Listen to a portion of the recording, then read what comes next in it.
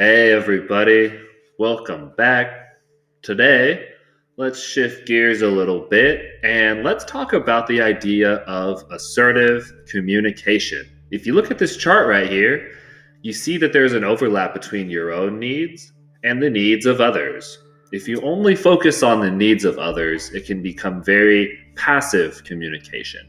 But if you only think about your own needs and become too critical of others, it can come across as aggressive. Assertive communication is where you can blend standing up for your own needs while still being mindful of other people's needs. Another word for assertive communication can be perceptual language. And the reason it's called perceptual language is that you talk about what you perceive rather than asserting what is.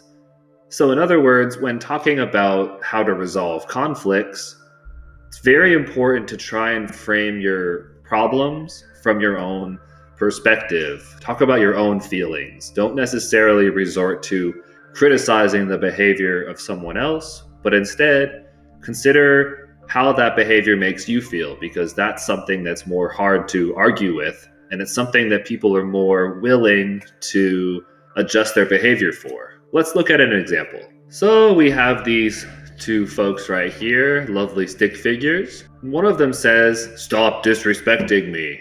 Now, how do you think the other person would respond to this kind of statement? Yep, he is not happy. "I'm not being disrespectful, butt face."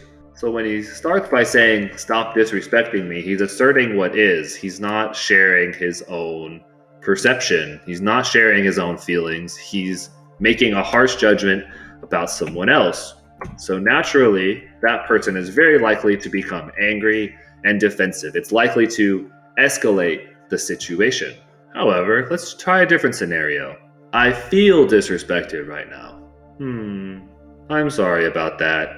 It's not always perfect. Not everybody's going to be so contrite.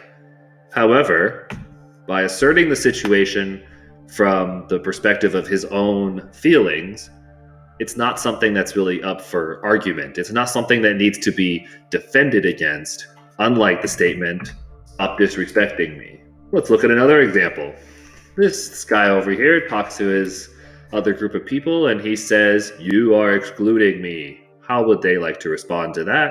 Yeah, some responses might come up as, "No, we're not excluding you, shut up." Or maybe if you want more colorful language, "Well, fine, go yourself." Instead, what if he said, "It seems like I'm being excluded. Sorry about that. Would you like to join us?" It can be a lot more helpful in conflict resolution to frame your statements of the problem as "I feel," "It seems like," "It sounds like." For example, "I feel like you've been a little bit distant lately. It seems like you're having trouble coming to class on time. It sounds like we are not agreeing right now. What can we do to find a resolution here?" By framing the problem with respect to your own perceptions and your own feelings, it makes the other person a lot less angry and a lot less defensive. It's more likely to bring the temperature of the argument down.